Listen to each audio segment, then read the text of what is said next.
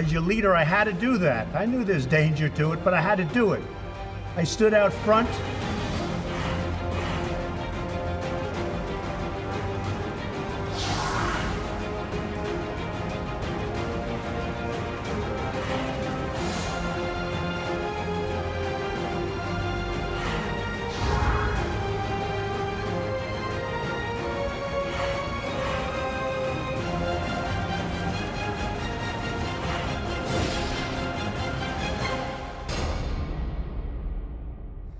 네, 이어서 미국 대통령 선거 알아보겠습니다. 이번 선거는 누가 당선되느냐에 따라서 북미 관계, 남북 관계에 미칠 영향이 지대할 수밖에 없습니다. 공화당 트럼프, 민주당 바이든 후보 간의 경쟁이 지금 치열하게 전개되고 있습니다만 현재 지지율 현황부터 저희가 준비한 그 여론조사 데이터부터 먼저 보실까요? 네네.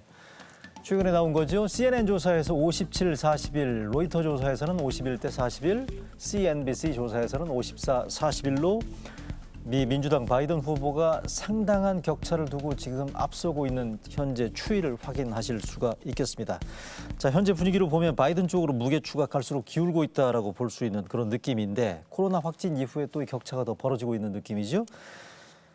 어쨌든 지금 보면 미국 대선의 선거제도가 특이하긴 합니다만 현재 이대로 가면 바이든 쪽으로 간다고 해도 무방합니까? 어떻게 보십니까? 우리 지금 하여간 보시기에. 지금 워싱턴에 있는 지인들 얘기해보고 하면은 바이든이 무난히 당선될 걸로 보는데. 무난히 당선될 걸로. 무난히 당선될 걸로 보죠. 지금 16% 차이가 나는데 선거 한 달도 안 된 입장에서 한 달도 안 남은 입장에서 16% 차이가 난다라고 하는 건 힐러리 클린턴하고 상당히 상황이 다르죠. 그때와는. 그러나 이제 아까 우리 앵커께서 시작한 대로 미국 선거의 특수성이라는 게 미국 대통령은 일반 투표로 뽑는 게 아니고 그렇죠. 일반 투표를 통해서 선거인단을 뽑고 선거인단이 간접성. 뽑는 건데 물론 선거인단이 배신을 때리거나 그렇게 하진 않는데요. 네. 그러나 이제 535명이라고 하는 선거인단에서 뽑기 때문에 아직도 변수는 있을 수 있다는 거죠. 그래서 많은 분들이 걱정하는데 미국에서 보통 얘기하는 건 바이든이 될 것 같은데 그러나 변수가 있을 수도 있고 또 다른 하나는 트럼프 대통령이 계속 얘기한 대로 우편 투표의 부당성에 대해서 소송을 제기하고 그래서 이것을 쟁점화시키면은 그러면 2021년 1월 22일 날 새로운 대통령 취임하기가 어려워질 수도 있다는 그 걱정들이 또 있는 거거든요. 그거 얘기는 지금 제가 미국 현지를 한번 지금 연결해 가지고요. 그쪽 얘기 한번 들어보겠습니다. 지금 현재 미주 한인 유권자연대 김동석 대표가 전화로 연결돼 있는데요. 김 대표님 나와 계십니까? 네, 안녕하세요. 네, 지금 저희가 여론조사 추이도 지금 짚어봤습니다만 현지에서 보시기에 일단 코로나 확진 판정 이후에 트럼프 대통령 행보들에 대해서 미국 유권자들 현재 분위기 어떻습니까? 현직 대통령이 전염병 감염돼서 병원에 가니까 당황했죠. 그리고 그 치열하게 선거 그 운동이 좀 소강으로 들어가고 이런 상황이었는데 네. 아시겠지만 트럼프 대통령이 병원에 있으면서 나오고 다시 선거 전에 복귀하고 이게 좀 어거지 비슷하게 보이는 것 때문에 일반 여론은 안 좋죠. 네, 선거판에. 자, 그런데 지금 지지율을 놓고 볼 때에 바이든이 리드하고 있고 앞서가는 거에 대한 판세에 대해서는 바이든 쪽으로 하는데 한 이틀 전서부터요. 이 선거 전에 복귀하고 트럼프 선거 운동은 비선 캠프가 중심입니다. 4년 전에 비선 캠프가 한 달 만에 한 달 놔두고 그 판세를 바꿔버렸죠. 그것도 한 6개, 7개 경합주에서. 근데 지금 한 이틀 만에 경합주의 지지층이 도무지 전당대회 이후에 움직이지 않다가 이게 지금 움직이고 있다라는 부분을 비선 캠프가 봐가지고 그 지금 약간씩 상황이 달라진다 이렇게 보여주고요. 7일 날 조사했던 지지율은 한 12% 바이든이 앞서고 있었는데 어제 한 군데서 조사한 게 한 6% 리드하는 걸로 나왔습니다. 사실 이거는 전국 지지율이기 때문에 별 의미가 없는데 이 플로리다하고 노스캐롤라이나하고서 위스콘신이 중요합니다. 그런데 여기에서의 지지율이 좀 그 변동이 있다 해가지고 아주 그 트럼프 캠프에서는 트럼프 대통령이 이렇게 무리하게 하면서도 네. 선거 전에 나오려고 하는 거는 그렇게 할 수밖에 없겠다 이렇게들 보고 있습니다. 자, 그러면 지난 4년 전 요맘때도 보면 트럼프 후보가 힐러리 후보한테 좀 약간 뒤처지는 양상이었습니다만 결국 선거 결과는 트럼프가 뭐 막판 역전한 걸로 돼 있지 않습니까? 그럼 혹시 이번 추이나 이런 부분들이 방금 말씀하신 것처럼 경합주에서의 격차가 좁혀진다 할지 4년 전의 상황이 재현될 가능성 어떻게 보십니까? 지난달 29일 후보 토론회 직후에 트럼프 캠페인 캠프가 아주 죽음이었습니다. 왜냐하면은 이 코로나 상황이 그 경합주로다가 지금 엄혹하게 갔습니다. 그러니까 민주당 지지층에는 좀 완화됐고 예. 이게 안 움직이는 이유가 그렇다라는 거 하나 하고서 그 다음에는 그때 뭐가 발표됐나 하면은 우편 투표 비율이 엄청 높았습니다. 예. 민주당 유권자는 절반 이상이 이번에 우편으로 투표를 한다라는 게 나오기 시작했고 예. 공화당 쪽에서는 현장 투표를 선호하기 때문에 한 15%만 우편 투표를 하고 이런 것 때문에 거의 한 달 동안에 할 수 없다. 직접 대면 유세를 해야 된다 해가지고 그 토론회 직후서부터 한 달 동안의 유세 일정을 68군데를 잡았습니다. 그런데 예. 이게 그 이틀 후에 확진 판정을 받고 나니까 트럼프 대통령이 병원에 있을 수가 없었던 거죠. 예. 그렇기 때문에 오늘 백악관에서 그 선거 유세를 강행을 했습니다. 오늘 몇 명이나 나왔나요? 오늘은 뭐 한 2천여 명 초청장을 보냈다는데 예. 한 500명 정도 백악관으로 와가지고서 예. 뭐 거리두기 뭐 마스크 이런 거 없이 또 이전처럼 네. 전당대회 때에 1000여 명이 모였을 때처럼 그렇게 행사를 한 거를 이제 시민들이 다 지켜본 거죠. 그런데 이런 사진이 이런 현상이 광적인 지지자들한테 맥히고 있다라는 게 이제 캠프에서 그런 쪽으로 선거 전략을 하는 거죠.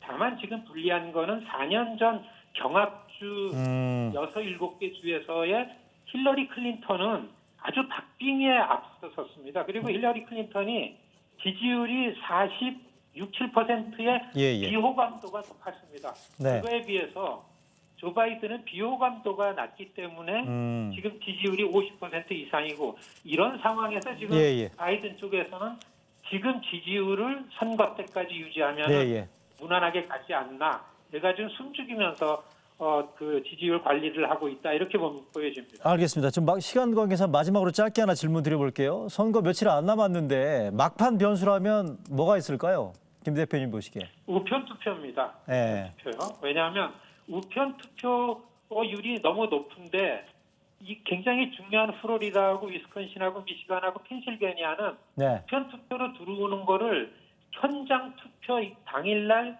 개표한 이후에서부터 그거를 카운트하기 시작하기 때문에 열흘 이상이 걸린다고 합니다. 그리고 지금 트럼프 쪽에서는 1차 5만 명 이상 자원봉사자들을 만들어가지고 부정선거 감시단으로 4개 주에 벌써 다 배치를 했습니다. 그리고 우편 투표를 감시하니까 이거는 투표 당일날 투표소를 감시하는 게 아니고 카운티별로 있는 선거관리위원회를 가가지고 진을 치고 있다 그러기 때문에 이 전문가들은 2000년도 플로리다에서 개표를 하다가 중간에 멈출 수밖에 없는 이런 문제, 폭력이 발생하기 십상이다 해가지고 민주당에서 이거에 대한 대책을 구체적으로 만들어가야 되지 않나라는 이런 이제 논의가 적극적으로 나오기 시작했죠. 알겠습니다. 그 말씀은 중심의 주제가 우편 투표 불복 이게 현실로 다가온 겁니다. 그러니까 말씀하신 것처럼 일부 경합주에서는 개표 완료까지 선거 날 이후에 열흘 이후에도 결과가 안 나올 수 있다는 그런 뜻으로 읽혀지는데요. 하여간 좀 시간 관계상 오늘 말씀을 여기까지 듣도록 하겠고요. 미주 한인 유권자연대 김동석 대표였습니다. 말씀 감사합니다. 고맙습니다. 네, 참 이것도 상당히 숨죽이고 오랫동안 기다려야 될 선거가 아닌가 싶네요. 미국 대선 결과 지금 11월 3일이 예정입니다만 어쨌든 결과가 남북관계 한반도 정세에 미치는 영향이 크기 때문에 우리는 주의 깊게 지켜볼 수밖에 없는 상황이란 말이죠. 어떻게 보십니까? 이게 지금 보면 이게 좀 직접적인 질문인지 어떤지 모르겠는데 정영환님 누가 되는 게 지금 남북관계나 한반도 굉장히 중요한 질문인데 지금 그동안에 북핵 협상이 3번 있었습니다. 93년부터 94년까지 있었던 제네바 북미 협상 예. 차관복급이었었어요. 그다음에 2003년 8월 27일부터 2009년 9일까지 2005년 9월 19일까지 있었던 베이징 육자회담 그것도 차관복급이었었습니다. 그렇죠. 근데 싱가포르 회담은 정상급 북핵 협상이었었어요.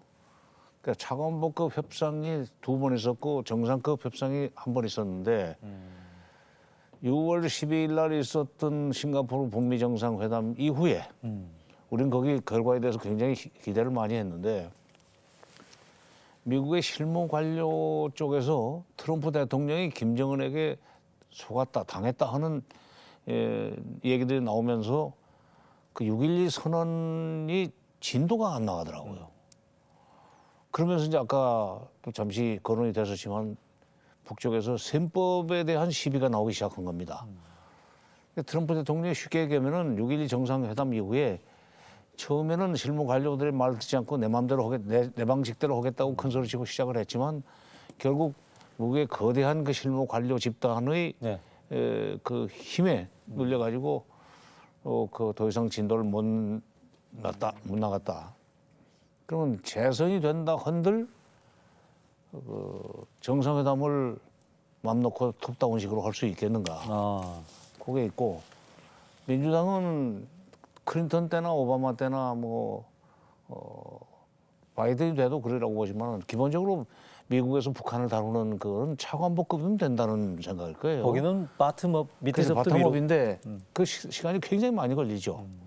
그래서 지금 새 정부가 미국의 새 정부가 들어선 뒤에 트럼프가 당선이 돼도 바텀업식으로 시작을 할 것 같고 아, 그래요. 바이든이 돼도 바텀업으로 시작한다면은 우리는 그 문제가 빨리 해결돼야만 되는 절박한 상황에서 이게 언제까지 기다릴 수 있겠는가?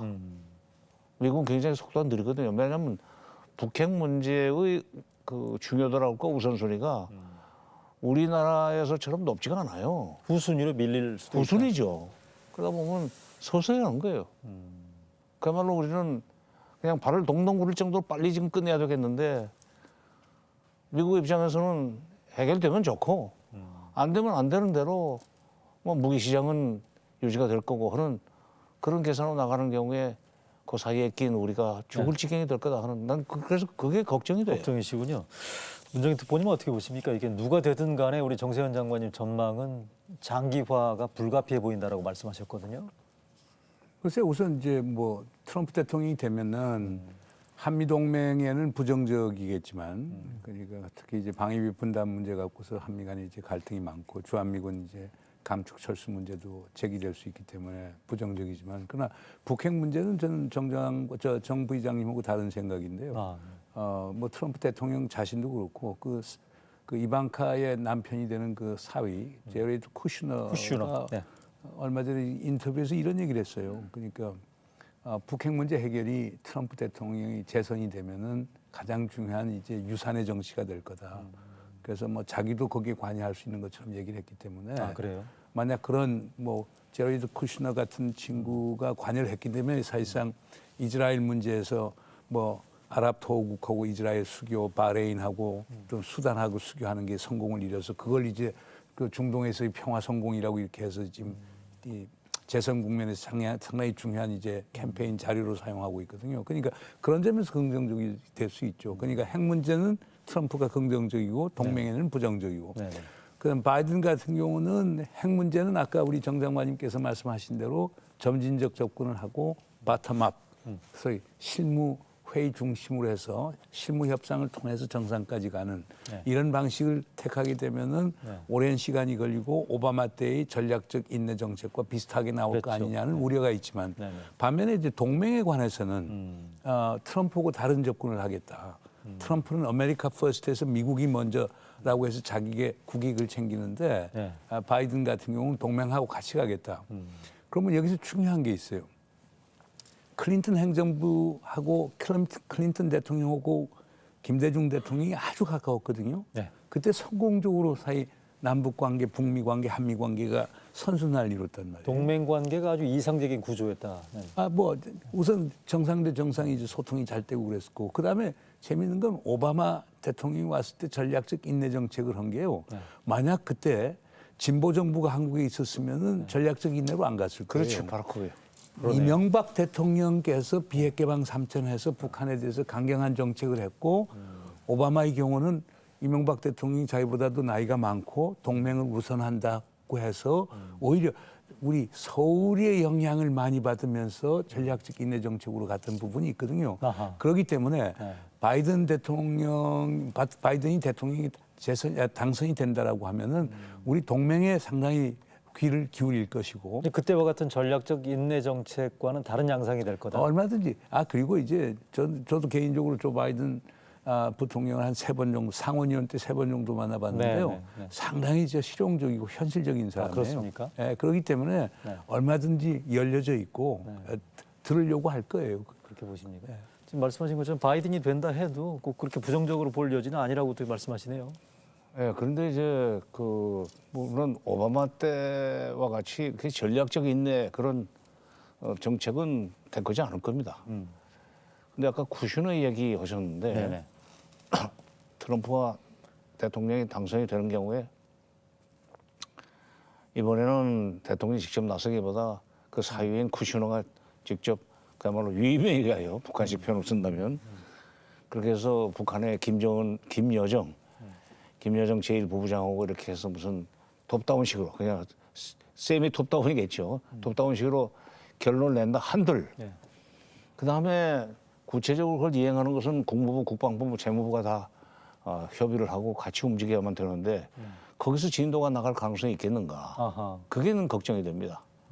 그러니까 밑에서부터 올라오는 것도 시간이 걸리지만 대통령의 의지가 실리고 국무위원장의 의지가 실린 넘버 2들이 모여가지고 실질적인 넘버 2들이 모여서 합의를 한들 국무부 관리나 국방부 관리, 그다음에 재무부 관리, 상무부 관리들이 앉아가지고 사사건건 규정대로 해야 된다고 할 것 같으면은 네네. 그것도 역시 트럼프 때 6.12 싱가포르 회담이 한 발짝도 못 나가고 비슷한 상황이 되지 않겠나. 그렇게 보십니까?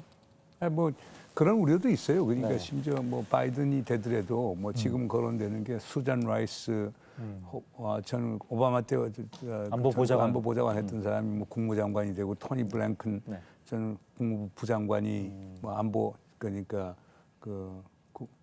안보보좌관으로 간다는 얘기들이 나오는데 다 이 강성들이에요. 뭐 쉽지는 않을 거고 그렇게 네. 하지만 제레드 쿠슈너 같은 경우가 되면은 트럼프 대통령이 사실상 모든 걸 다 챙기지는 못하거든요. 네네. 근데 이제 우선 백악관에서 챙기면 특히 트럼프 스타일에서는요. 만약 네. 제레드 쿠슈너 같은 친구가 대통령의 위임을 받아서 하게 되면은 네. 뭐 장관들도 이행을 할 가능성은 상당히 클 거예요. 그래 그러나 이제 문제는 아까 정 장관님 말씀하신 중에서 이건 뭐 대통령이 할 수 있는 건 대통령이 내린 행정명령에 대해서는 지가 처리를 할 수 있지만 유엔 안보리 결의안에 따르는 국제법적인 의무하고 미 의회에서 채택한 뭐 제재 결의안 같은 것들 이런 것들은 전부 다 법제화돼 있거든요. 예. 그렇기 때문에 법제화된 건 대통령도 마음대로 못하는 부분들이 있습니다.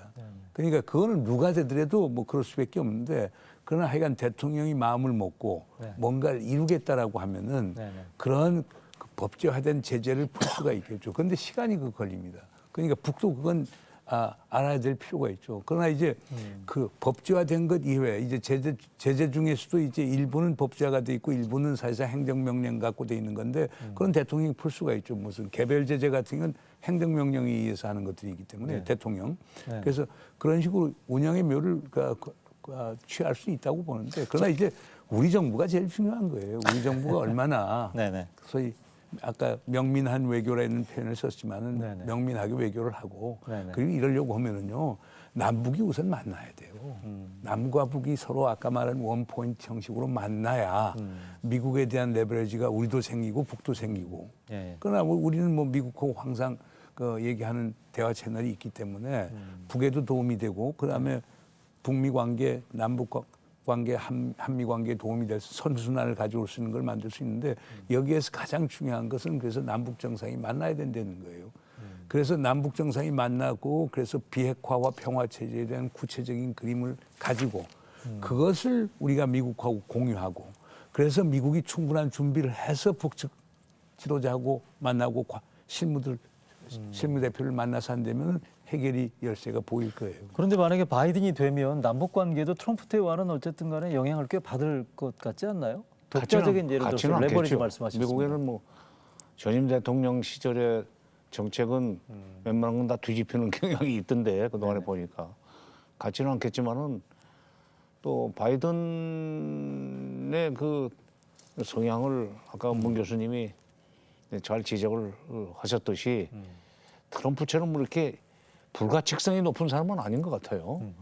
트럼프는 불가칙성이 높아가지고 이게 정신이 없는데 예.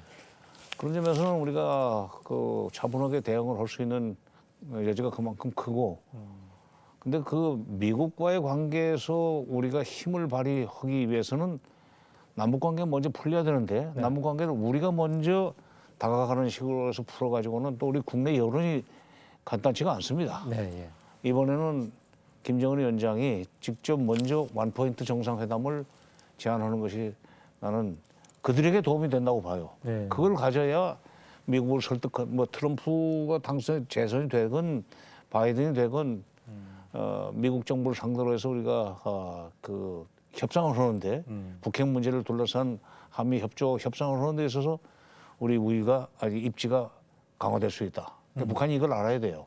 우리가 다 해주기 바라면 안 됩니다. 이번에는 2018년 5월 26일 초청은 문 대통령이 했다고 그러지만 이번에는 김정은 위원장이 좀 하라. 그리고 거기서 모든 통신선 복원하기로 하고 그리고 지난 일에 대해서 포괄적으로라도 뭐 미안한 마음을 다시 한번 전한다 하는 얘기를 하면은 우리 국민 정서도 조용하게 가라앉으리라고 생각합니다. 그러니까 여러 가지 지금 현안들이 있습니다만 남북 정상 간 회동 만남 필요성이 점점 고조되고 있다는 이런 부분들에 대해서는 두 분 견해가 지금 한 포인트로 지금 수렴되고 있다는 느낌이고요. 다양한 이슈를 오늘 한꺼번에 좀 잘 짚어봤습니다만 시청자분들께서 현재 남북 관계, 한반도 정세, 북미 관계 등등의 여러 복잡한 구도를 이해하는 데 얼마나 도움이 됐을지 마음이 많이 도움이 좀 됐기를 바라고요. 오늘 말씀은 여기서 정리하겠습니다. 오늘 말씀 감사합니다. 예, 감사합니다. 네, 일요 진단 라이브 오늘은 여기서 줄이겠습니다. 밤낮으로 요즘 일교차가 많이 크죠. 환절기 건강 잘 챙기시고요. 저는 다음 주 이 시간에 다시 인사드리겠습니다. 감사합니다.